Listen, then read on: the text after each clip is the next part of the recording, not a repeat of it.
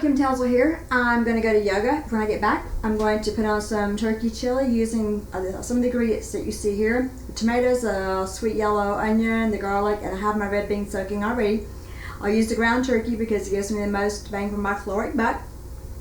I'll put it on, let it cook all night long, let it cool off in the morning, put some in the freezer. Probably come home and have a bowl tomorrow night for dinner. I'm really looking forward to this because I love chili, and I haven't made it with the turkey yet, but I'm confident it's going to be good. So I'll see you when I get back from yoga. These are most of the ingredients I used: a 4-pound pack of ground turkey, a 1-pound pack of small red beans, tomatoes, garlic, and a sweet yellow pepper. The turkey has about 19 grams of protein and 230 calories per serving. It's a 48-ounce package, and we'll do the math to see how many grams of protein we're going to get from this. I cook the turkey at about 350 degrees on my electric skillet. I do what people call scrambling or browning the turkey meat, and that amount fits nicely into an electric skillet. I do wash my tomatoes. I core them. I do not peel my tomatoes. I chop them into what I call bite-sized pieces. They don't have to be exactly the same shape. They can be a little bit irregular. While I continue to brown the turkey while I'm chopping up the vegetables. I like my turkey meat to get pretty brown. I think it brings out a better flavor. I ended up chopping up some tomatoes. I ended up with about, 7 cups of tomatoes. I wasn't exactly sure what it was going to take to fill this crock pot. Continue browning the turkey meat, and you can see that I like mine with the little brown bits on the top there. Then to cut up the onion, again, I just like them to be a little bit smaller than bite-sized pieces. Using a serrated knife is going to help when you cut up the onion. I just peel that. I chop it into irregular shaped pieces. I just don't like getting a big chunk of onion. Most of that's going to kind of cook away. I then add my onions to my ground turkey while it's cooking. I like that little sauteed flavor in the turkey, and that's what it looks like. Because you just need to hear a video of this.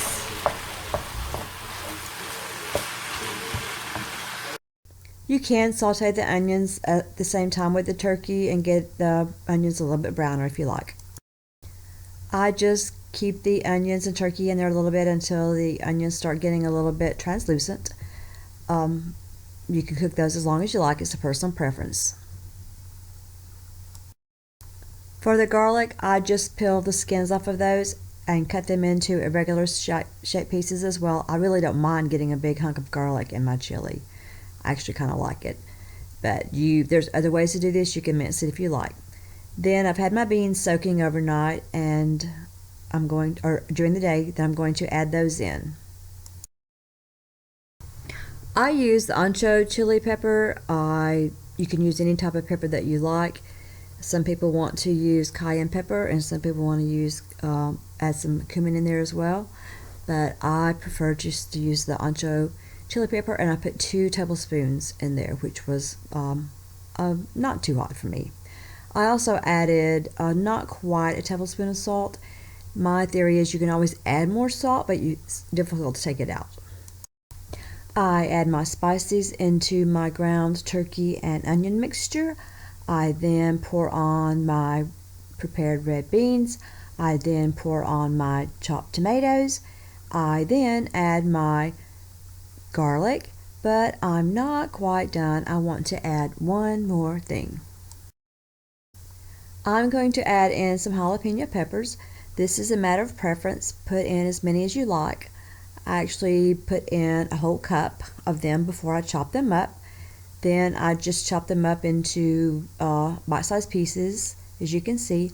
I also use some of the juice. I poured in about a half a cup of juice, I think, and added that in there. I don't want the juice in my jar to be lower than my peppers that remain in the jar. And then I add those to my mixture in the crock pot.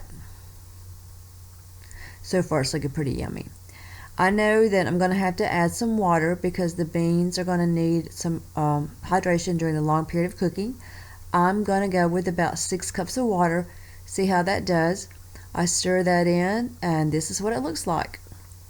I then cut my crock pot on, put the lid on there, and let it cook a little bit. came home from yoga tonight and put on the chili. I have it cooking. I'm going to keep it on high for about an hour or so while I get ready to go to bed, and then I'll cut it down to low and let it cook all night long. I'm very excited to see what this looks like in the morning. I think it's going to be really, really, really great. See you in the morning. One more thing before I go to bed. It took me just under an hour to totally prepare and clean up making this chili. That's pretty good. This is what it looks like after cooking all night long. Normally when I make my regular chili, I add some flour in with the spices. That gives it a nice little base to be able to thicken up. I didn't do it with this because I'm trying to avoid unnecessary food items. One thing I learned about the red beans, they will thicken up a soup. It takes them a little bit longer to cook. Once they break open a little bit, they can thicken the soup up. I've tried them in Mexican soups. If you want yours a little bit thicker than this, you can add in a different kind of bean, or you can add in the flour when you stir your spices in there. This is going to be fine for me. I'm going to cut it off and let it cool a little bit while I get ready for work. Then I will put it into my plastic containers. Once the chili has cooled off, it's time for me to divide it up into my single serve containers. I divided this one into 9 separate containers, which ended up giving me 446 calories per serving. The tomatoes actually gave me about 256 calories. The garlic doesn't really have that much there's many calories in it at all. I actually used an onion, not the pepper that I mentioned earlier, and that gave 105 calories. The peppers don't give you that many calories, 20 for what I used. When I added all of that together, I ended up getting a total of 4,011 calories divided by 9 is 446, and a total of 338 grams of protein divided by 9 to yield 38 grams of protein per serving. So that's what I ended up putting on my little labels for my freezer containers. Once they're in the containers and they're labeled, I let them cool off if need be, and then put them in the freezer. When I prepared this to eat it, I decided to add in some cheese and some Greek yogurt, the non-flavored type. So this is what a regular bowl would look like if you didn't add the toppings in there.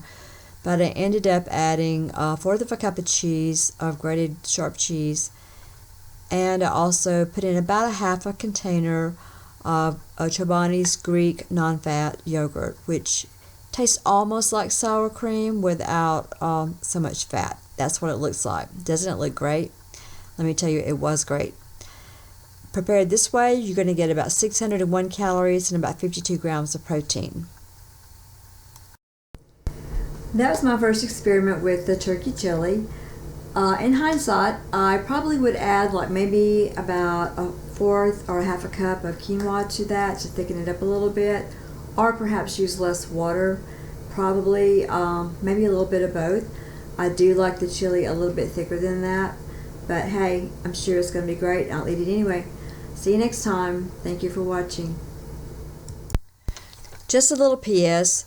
This chili is really, really good. I've been eating some from the freezer. I don't always have the yogurt to put on top of it, but the cheese on top of it, it is very, very good. I'll make it again. Thanks for watching. Please like and subscribe and eat healthy.